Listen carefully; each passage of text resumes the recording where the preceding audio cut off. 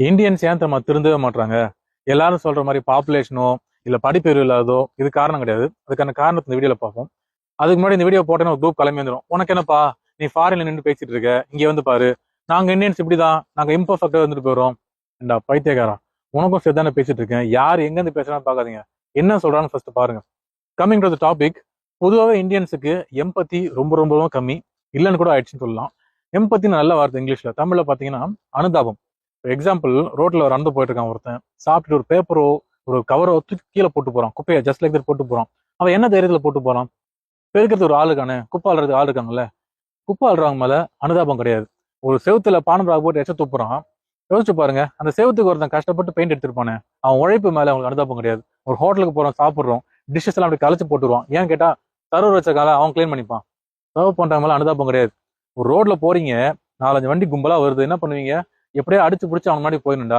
இதுவே அதே இடத்துல மாமனோ மச்சானோ அண்ணனோ தம்பியோ தானே பண்ணுவேன், விட்டு கொடுத்து போக மாட்டேன். மச்சான் நீ போ, மச்சான் தம்பி நீ போடா. இது அடுத்தவனா இருந்தா அனுதாபம் கிடையாது. ஒரு செகண்ட் ஹேண்ட் பைக்கோ காரோ விற்கிறவன் ஏமாத்தி ஒருத்தன் தலையில கட்டி விட்டுறான். வாங்குறவனுக்கு ஒரு ஃபேமிலி இருக்கு, அந்த காசை அவன் கஷ்டப்பட்டு சேர்த்து வச்சு போனேன், அனுதாபம் கிடையாது. ஒரு பப்ளிக் டாய்லெட் யூஸ் பண்ணா நமக்கு அடுத்து அந்த டாய்லெட் ஒரு யூஸ் பண்ணுமே, அவன் மேல அனுதாபம் கிடையாது. ஒரு டூரிஸ்ட் ஸ்பாட்டு போனா அந்த இடத்த நாசம் பண்ணிட்டு வேண்டியது, நமக்கு அப்புறம் வர ஜென்ரேஷன்ஸ் இந்த இதெல்லாம் பார்க்கணுமே, அனுதாபமே கிடையாது.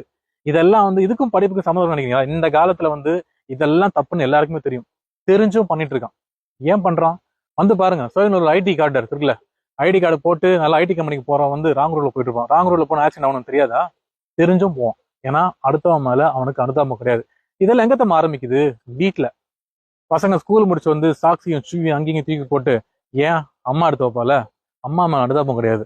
பெரியவங்க சாப்பிட்டுட்டு தட்டுல அங்கேயே கை கழுவிட்டு டேபிள் பிளேட்ல அங்கேயே விட்டு போவாம போறேன், ஏன் வீட்டு பொம்பளைங்க மேல அனுதாபம் கிடையாது. நம்ம என்னைக்கு ஒரு சொசைட்டியா ரூல்ஸை சொல்லி கொடுத்து நிறுத்திட்டு மற்றவங்க மேல அனுதாபப்பட சொல்லி கொடுக்குறோமோ, ஒரு கம்ப்ளீட் சொசைட்டியோட மைண்ட் செட்டே மாறும். இந்த வீடியோ மீனிங்ஃபுல்லா இருந்துச்சுன்னா ஒரு ஃபாலோ, ஒரு லைக் கொடுங்க, நிறைய பேர் ஷேர் பண்ணுங்க. அண்ட் உங்க சக மனிதன் மேல அனுதாபப்படுங்க. அதுதான் இன்னைக்கு சொசைட்டி நமக்கு தேவை. Take care, love you all, by.